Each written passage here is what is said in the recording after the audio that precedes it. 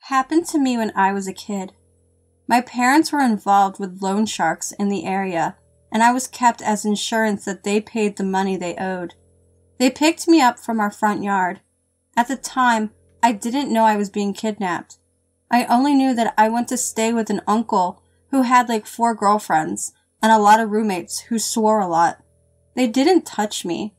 On the contrary, they kept me well fed, and some of them gave me Barbies to keep me occupied while they did their business in the other rooms. I kept demanding to see my mom, and they kept reassuring me that mommy would pick me up soon, that they just needed to finish something first. In the end, I stayed with them for a week before my dad got me out. I remember my mom and dad crying a lot as we went home. That was one of my earliest memories, and I can never forget it. I grew up on a carnival in the early to late 60s, and my parents were really bad people. My dad sold my sister and I to an older couple in Canada while the show was in Buffalo. They paid my dad, and away we went with them. They had us for about a week, when, as I remember, we were all sitting on the back porch, and the Mounties came riding up with my dad after my dad told him that we were kidnapped. They went to jail, and we went home with our father. I remember just a little bit about the incident, but my sister was a couple years older and remembers much more. We were not hurt at all, and she says they were very nice to us. My dad was a crazy-ass hoodlum, and my mom was worse. They both ended up in jail for a long time, but when they got out, we were turned over to them, and Dad ended up leaving the carny life and settling down in Georgia. My mother left us when I was 8, and I never saw her again until her death last year. My dad is dying now, and none of us kids actually care. That is sad, but we all have our reasons. When I was 12, my parents separated. Things had always been nasty between them, so I was glad that my mom had kicked my dad out. A few days later, my dad showed up at my middle school to pick my sister and me up. This was before schools were crazy strict about whose kids left with who. He said that he had talked to our mom, and she told him it was okay to pick us up and spend the evening with us. So we get into his pickup, and I immediately notice that his shotgun is hanging on the rack of the back window. I used to go hunting with him, so I knew it was off-season and that it was weird for the gun to be there. He calls our mom a little ways into the drive and says, "I've got the girls. I'll bring them home when I can come too. If not, tough shit." And he hung up. She called, and he eventually turned his phone off. My mom said she called the police, but because they were still legally married, with no custody arrangement, there was nothing they could do. My dad ended up taking us to his mom's house. I remember him crying and asking if I would choose him in the divorce. I said no, I wanted to stay with my mom. And he starts throwing his head against the wall. The wall is dented and bloody. He's got a couple knots swelling on his forehead. He said, "See, this is what you make me do. You don't want to make this any harder on me, do you, sweetheart?"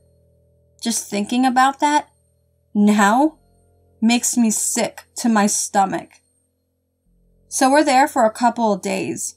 My mom came and knocked on the door. My dad called the police on her for trespassing, so she had to leave. Another day or two goes by, and he finally says he'll take me to Lowe's, where my mom worked at the time, to see her and say hi. We walk in, start going down the lumber aisle, and I see my mom towards the back.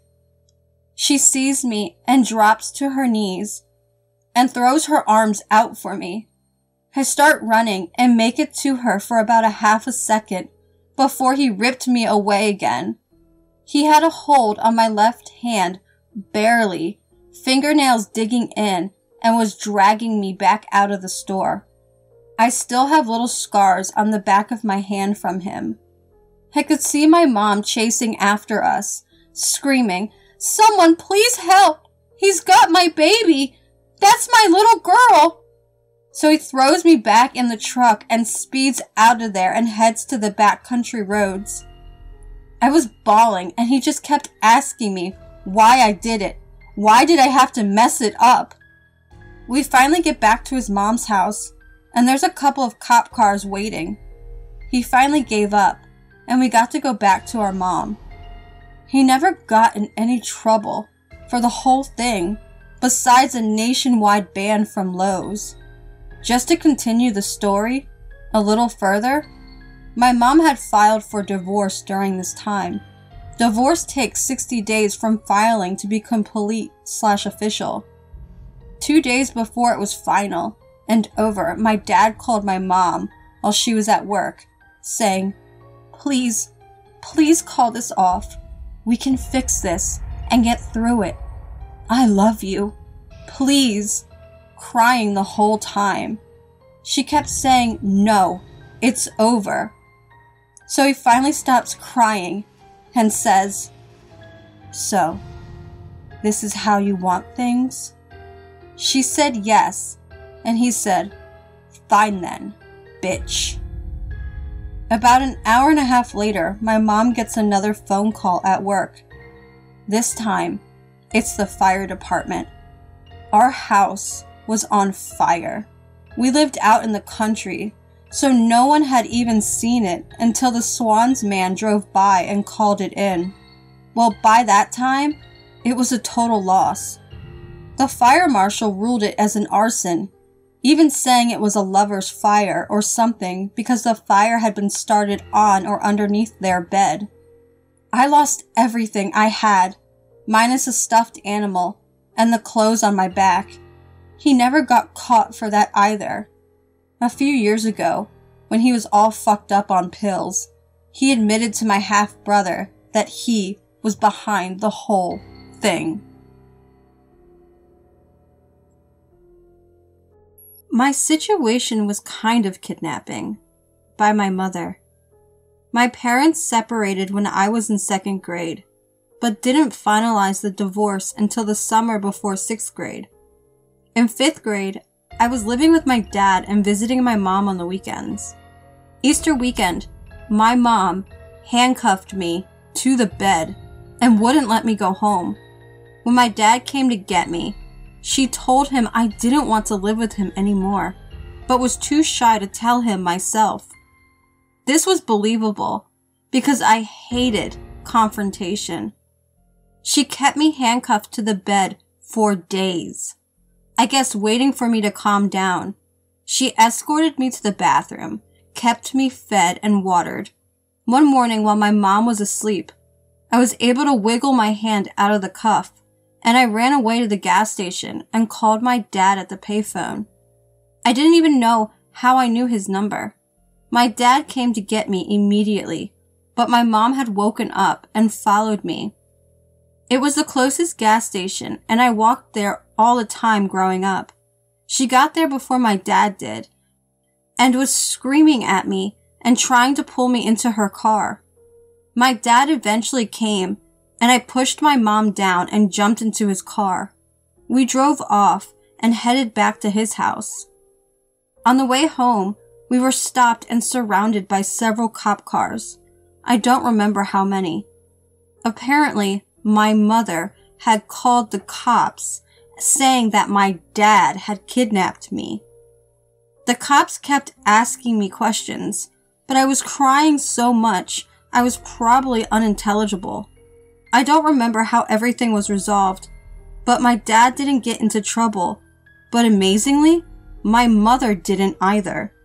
She remained a constant, toxic presence in my life until shortly after my 23rd birthday, when I cut her out completely.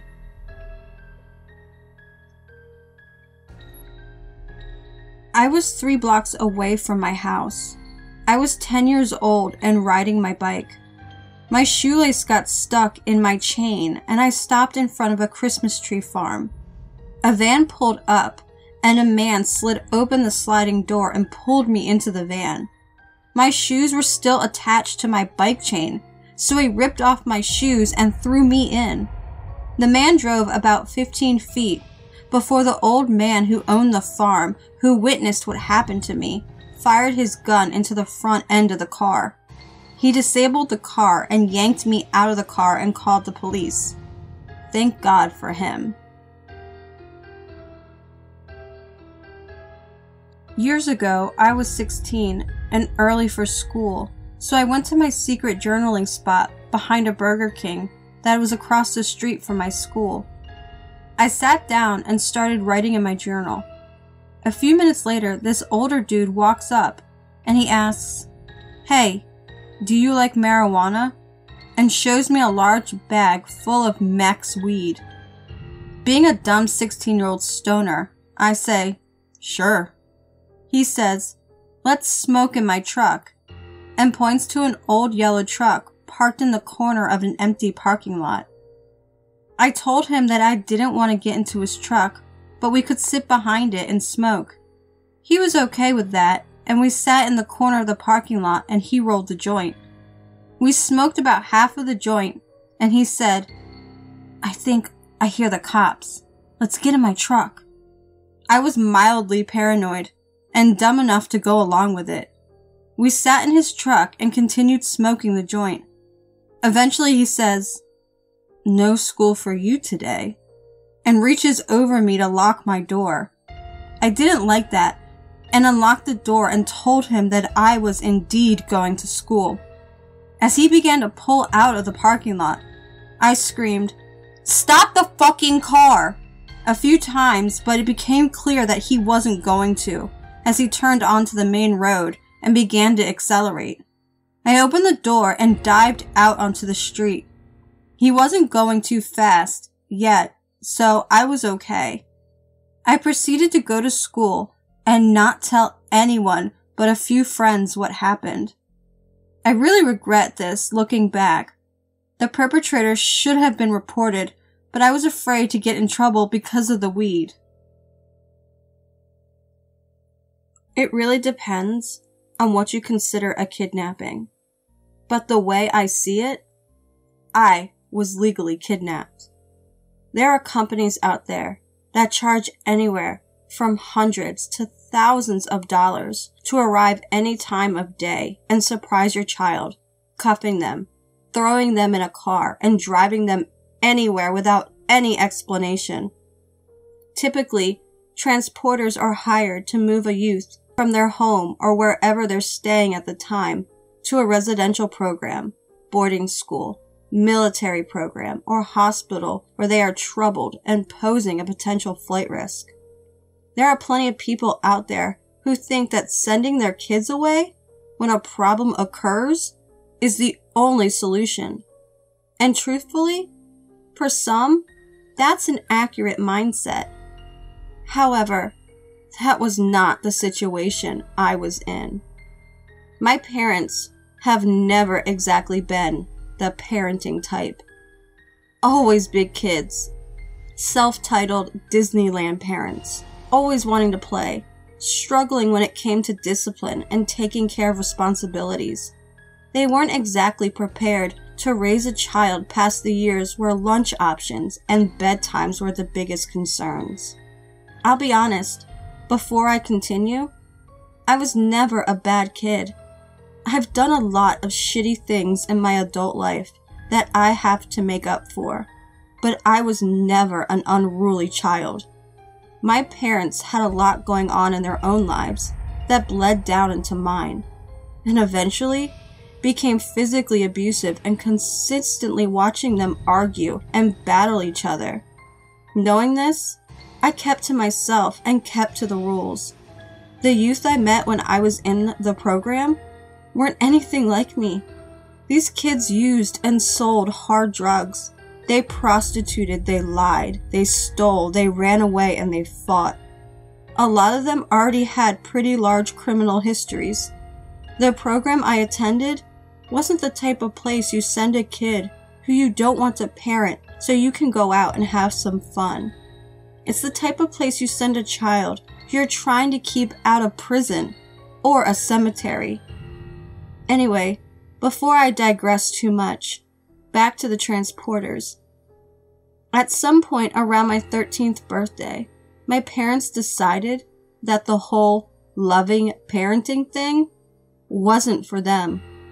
Around 2 a.m., I was woken up when my blankets were thrown off with a loud, "Get up! Get up now!" I was terrified. 2 large Hispanic men stood beside my bed and pried my half-naked body from my position, whipping me onto the floor and tossing me a pair of sweats that my parents had provided them. They watched me dress, immediately cuffed me, and pulled me down the stairs to a tiny car. It was set up much like a police cruiser, cage in the back and everything, without a single word to me. I was sobbing uncontrollably, terrified and extremely confused. I did not see my parents once that night, nor for the next 4 months. On the drive, little was explained to me. The men in the front told me I was being taken to a residential facility for troubled kids. They wouldn't tell me how long we'd been driving, where exactly we were driving to, when I could hear from my parents again, or any other details. They told me to keep quiet and sleep if I wanted the drive to go smoothly. They made a few stops for gas, but I was not permitted to exit the vehicle, and for the duration of the nearly 16-hour drive, I was not permitted to use a restroom or consume food or water. They had 2 of the 3 back seats stacked with their own belongings, so I was cramped into the corner with barely any space of my own. When I finally arrived at the program, I was severely dehydrated and could hardly walk from the car to the intake room on my own. Shit didn't start off well, to say the least. Students were subjected to an intake urine test to decipher what drugs they'd been using prior to arriving, and when I couldn't submit to it, as I wasn't in the best state to say the least, a staff member forced me to drink full bottles of water, chugging one after another in the center of my group. We were all assigned a group of students that would be our team, so to keep certain staff assigned to the same groups of children with ease, until I pissed myself, at which point he threw me out of the room and forced me to take a cold shower. For the next 4 months, I would not hear from my family at all. We were not allowed to speak with family or friends. No phones, no computers, no mail. We wore uniforms and kept no belongings of our own. All we had were the assigned toiletries given upon arrival, and our packets, the system used to move up in the program, where you fill out personal and prying details about your life and emotions and have them put on blast in front of your whole team. You are then tasked with certain challenges to prove you're worthy of moving on to the next packet, decided by a group of 6 to 9 staff members who will sign off on it. The only way to leave the program is to graduate when you've completed all 12 packets, or be pulled out by your parents, that or turning 18. Staff would often ignore packets for weeks at a time just to teach students a lesson, thus extending their stay often additional months. When I arrived, the kid with the longest stay was nearly 3 years. To cut short this post, which could easily be thousands of paragraphs long, I spent a year in this facility, until my parents ran out of financial means to keep me and pulled me home. I experienced countless days of abuse, humiliation, and mistreatment. I was so terrified of leaving when I was told I was being pulled out that I fell into an anxious state, causing me panic attacks for months to come. Having been restricted from the news, movies, music, TV, family, friends, and any sliver of my life or personality prior to arriving for an entire year. I had no idea how to function outside of the program without being kept on an extremely restrictive schedule and allowance. Stories of children who had been in programs prior to reaching mine had seen things far worse. Kids have died in these programs. Teens have sustained serious injuries, broken bones, sexual assault, etc. from the transporters and program staff. It took years for my parents to believe what I had been through. The entire time I was gone, they were being reassured by the program staff that I was in good hands, that I was safe, and that I needed to continue the program, and they needed to continue paying if I wanted to return a functional member of society. The website for the transporter service they used claims that they treat every transport as a road trip, providing entertainment, food, and regular stops, claiming they're always firm, but fair, and always honest. Yeah, right. It took me a very long time to recover from the ordeal, and I still don't feel safe entering the house I was taken from. There are a lot more productive ways to help out troubled children, and if your child isn't troubled, there are a lot more productive ways to relieve yourself of your parenting duties than sending them somewhere like that.